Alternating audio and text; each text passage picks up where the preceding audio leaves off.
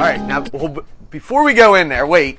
Sorry, Maya. I hate to see that frown. Turn your frown upside down. I'm so excited. So we have a tradition. Whenever the guys come down in the locker room, we have these two images painted on the wall. Actually, Mrs. Kuzer, who is the elementary secretary, redid these for us. So they were on there before, and they were starting to get real faded. So Coach Hayes had Amanda paint these on there since she's in art, and she did a really good job. But what happens is every time the kids come down in the locker room from this side or they leave the locker room, they hit the BA and they hit the devil, kind of like a getting ready to go, that we're BA and we're the Blue Devils. So we are back with a special guest tour guide, and he is a graduate of 1991, and his name is Nick Leverage. So, Nick. Hi, ladies. How are we? We are great. How are you? Great.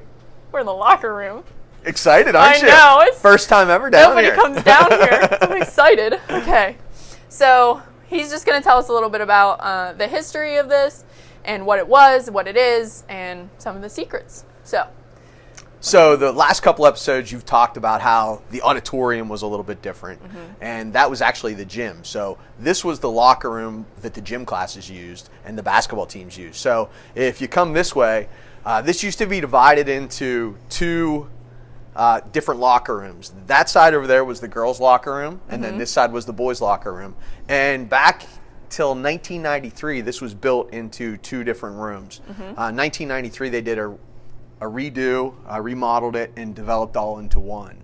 So right here where this wall was is where the room was divided into two. So that side was the girls. There's a coaching office over there, kind of like what we have upstairs, and there's one over here for the boys, phys ed teachers. But whenever you had gym class, you would come down here to change, and then you would go upstairs to have gym class. Okay. So, do you use the offices now? So right now, the only ones that use this locker room are the boys' varsity football. So whenever I was in school, and up until 93, it was two separate rooms. So the varsity football room was just this side. So in 1964, 65 is when they built the middle school gym. Yeah. So then that's when this kind of ceased being used for regular classes. Yeah. And then everything went down there. So then it just became football locker room and the track locker room. Okay. So the varsity football team was on this side. The junior high football team was on that side. Okay. And then in the track season, the boys track team was down here. Okay. So now it's just varsity. Now it's just varsity football. All right. So the brick on this, well, it's not brick, but like whatever it is. The stone. Is that the original The stone is the original walls. So now this is our trainer, Jesse Glass. This is his training room. Oh. So this is where he treats the football players. A lot of times other fall sport athletes come down here. He has his training tables. We have a couple tubs here that we use for like, when someone's hurt and they need to soak in the tub. Sometimes the guys use it for ice baths, to try to replenish their legs a little quicker. So back before renovations were made, the lockers were wooden and the floor was cement. So there was no carpet, and these lockers are new, and he's going to tell us a little bit about them. So whenever we had the wooden lockers, and actually it was parents, dads who made the lockers, they kind of donated their time and did that. In 93, we got the metal lockers, and you can see, this is one of our helmets, and the guys stick their helmets up there. They put their shoulder pads up on the top, and then that way there's air that they can air out. So and it does stink down here during the season, so it is kind of like a dungeon there. We have the spot at the top where they could actually put a lock on. Traditionally, like when Coach Hayes was here, the way the locker room was, the older guys, the seniors, were typically right up here, but across from the coach's office. This is where we give our pregame speech, so that's kind of where the older kids were there. And then the juniors and sophomores were in the back. Now that we have freshmen in football, that's where they were 2 years ago. But one of the things that I wanted to do was have the guys get along with each other a little bit differently. So I have it broken down where we change lockers like every month. I call it moving day, where they have to clean their lockers out. They have their name plates. They leave them on there. And then I go and move them around. So sometimes it's senior, junior, sophomore, freshman. And then that way everybody feels like they belong. Yeah. So the older kids are talking to the younger kids. Yeah. So that's kind of how we organize the locker room for as far as lockers for the year. That is healthy, one, because the boys have to clean, and two, they have to get to know each other. And so some of these guys, they like to leave their water bottles all over the place or their protein, and this does make them clean their lockers. So it's a good thing. And they get to know other people on the team. So instead of just knowing your clique of friends, you're meeting other people, which is good. It helps build team camaraderie. Okay. Do they have like access down here whenever? Like during football season? During football season, like during the day, no one's down here. Yeah. But after school, for practice, we're here. During 3 days, sometimes the guys come hang out here in between practices. One of the additions we had this year was we got TVs. Before, like whenever I played, and I can show you that later, but we watched reel-to-reel films. So we actually had a video projector that had the reels on it, and the film was on a reel, and it just ran. Sometimes Coach Hayes let it run onto the floor, or it went onto another spot. 16-millimeter film, and then we progressed to VCR. Whenever I first started coaching, we were doing VCR. So Mr. Swanson used to be our film guy, and he would put our videos on VCR tapes, and then we moved to using DVDs. So we had a DVD player down here, and then now we show our film offline. So we use the TVs to show scouting film. So before practice, we do that. In the summertime, during 3 days, we'll put college football games on there, like Penn State or Pitt games, and the guys sit and watch or highlight films so they can watch and hang out down here. So it's kind of like their home in the summer. It's like a little party. Yeah. I really thought this was a dungeon. Okay. This is so cool down here. And then the speakers, those are new? This year, we don't let the kids have their cell phones down here. It used to be, we had a boom box there at one point, and then we had a stereo. The kids made CDs, which nobody does anymore. So guys would have their phone. They'd bring their portable speakers in. So we kind of made it that we're all going to listen to the same music. So the kids turn their cell phones in. That way we don't have any problems with cell phones in the locker room. And then we control. We have a box over here that Coach Crowell made. If you want to come over here, Coach Crowell made this box. This is kind of to eliminate the cell phone problem because, too many times we see guys or girls even on their cell phones and they'd rather be on their phone playing games instead of talking to each other, and we want them to talk to each other. So Coach Crowell made this box, and every player has a spot that they put their cell phone in. And then when we go to practice, we lock it up so no one can come and take the box. So we try to think of some things to make sure nothing happened. I was gonna say you all just throw your phones in there.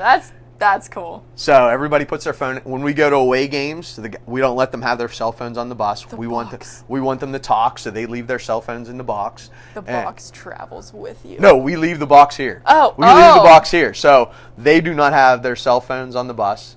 They are cut off from the world and just focused on football. So we walked into the old girls' office for the locker room, and it's kind of like storage now. So we have an old tape set thing. So this is how we watched film back whenever I played. Coach Hayes would put the film on here, and then it would roll back down onto there. And like this film is from 1968. Coach Hayes said when he first started coaching that he would, every night after the game, he had someone that would film it, and then they would take it to Spangler. We're near Patton, the center of the universe, is what Coach Crowell calls it. And they would have to wait until this guy was done. And then there was someone closer that started to do it, so then they did it that way. But this is how they watched the film. And we've, Coach Hayes always saved all the film that we have. So we have VCR tapes, we have the DVDs, and being in this old office, we have our wireless network back there. So it's not all Stone Age down here. We're kind of up Wi-Fi. We're up to the 21st century now. Yeah. So you have all this memorabilia. What do you plan to do with it? Well, at some point, whenever I have time to do this, what I would like to do is actually get all the old game films put on DVD or up into a cloud because, eventually something's going to happen that's not going to work. So guys, maybe they played in 1985. They want to say, hey, can you give me my tapes from my senior year and kind of make it like a fundraiser? And I'm sure there'd be lots of interest in that because, people like to reminisce on how good they were when they were in high school. Okay. So, there's like little rooms everywhere just because the walls and the way they were. So we're going to go back to where the steps would have been.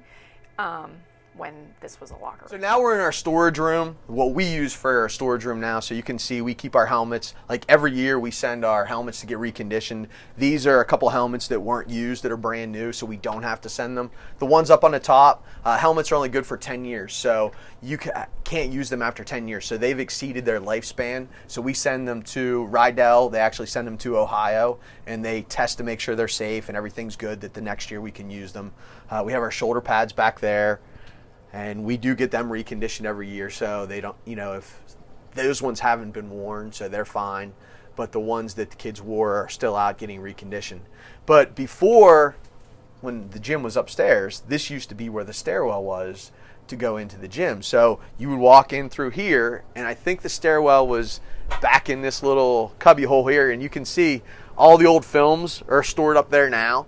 But you walked up the steps, and this took you to the back of the gym. My father-in-law actually, I think he graduated in 1961, Gene Tyler, and he was down in this locker room, and he said you used to come up the stairs, kind of like where the soundboard is in the auditorium, because the lobby wasn't there. That was added on later.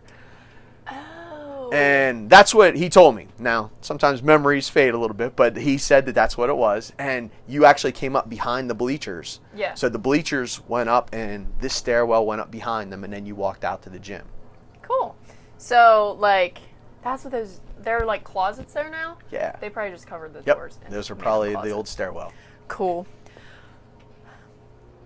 We're back on the boys' side, and we're going to look at where the staircase was on this side for the boys' locker room. So we just kind of use this side for storage. A lot of our practice pants and stuff are here, and here would be the stairwell that took you up from the boys' side of the gym. A lot of the power, like if you look at that green box back there, a lot of the power from different parts of our district run down through here. I think actually some things from the elementary school ran down into this locker room to kind of hook things up. Cool. Because you can see all the cable wires up in that hole there. So much stuff. There's so much stuff that goes into football.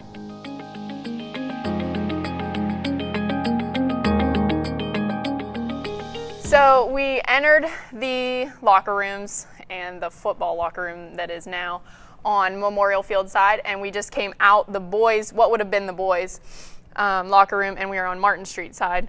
And that was super cool for us just because girls don't usually get to go down there. And I don't know, it was just really emotional. So it's kind of like it's a special place for the football players. I took the young kids down there so they could see where they're going to be whenever they become Bellwood football players. Bellwood football is kind of like a fraternity, Mm-hmm. All the people from the past, you said about, you feel like someone old's going to come out and say, there's a girl down here, but there were girls down there at one point, so it's one of those things where the kids really take a lot of pride in the locker room. Mm-hmm. They take care of it, and it's something that's been passed down from tradition year to year, and part of the tradition of Bellwood football being down in that locker room. So it's a special place. We're back with Tim Mercer, and we just took a look at the locker room down under the auditorium, and we're back on the plans from 1963, and he's going to explain to us a little bit about what it looked like back then. Thanks, Maya. Again, these are the plans that showed the reconstruction or the remodeling that occurred in 1963. But when this school was originally built in the 30s, if you remember, our auditorium was actually multi-purpose. It was an auditorium for stage productions, but it was also used as the gymnasium.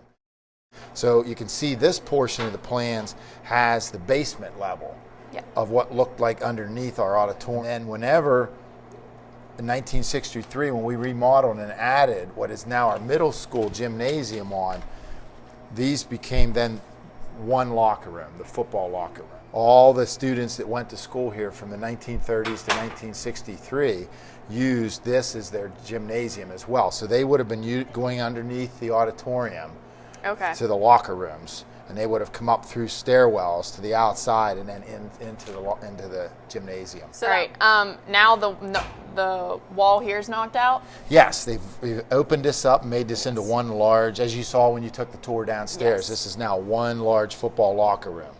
So I guess I'm just wondering, because this new gym's over here, and it was okay for them to go outside to get to those locker rooms. Was it still okay for them to go outside to get to this gym? Because, like, how did they get over here from the high school? In 1963, when they added on what is now our middle school, but it would be the gymnasium that was used, and then they converted the old auditorium into strictly an auditorium. There was two ways to get from the older section of the high school to the newer section of the high school. You could have used the original hallway, which is now where our bus port is and the office, or we also had a second way across, and that would have been what was referred to as the glass hallway.